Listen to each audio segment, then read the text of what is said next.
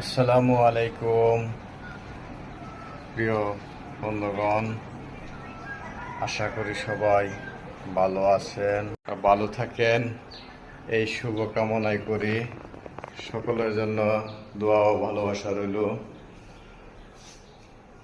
আসুন আমরা সবাই একত্রিত হয়ে দীর্ঘ মনোবল নিয়ে কাজ করে যাব ইনশাল্লাহ। এই প্ল্যাটফর্মে সফলতা একদিন আমাদের আসবেই। সেই সফলতা পেতে হলে অবশ্যই আমাদের একনিষ্ঠ মনোবল, ধৈর্য, সহ্যের প্রয়োজন আছে। তাই ধৈর্য ধরে কাজ করতে হবে, ধৈর্য হারা হলে চলবে না।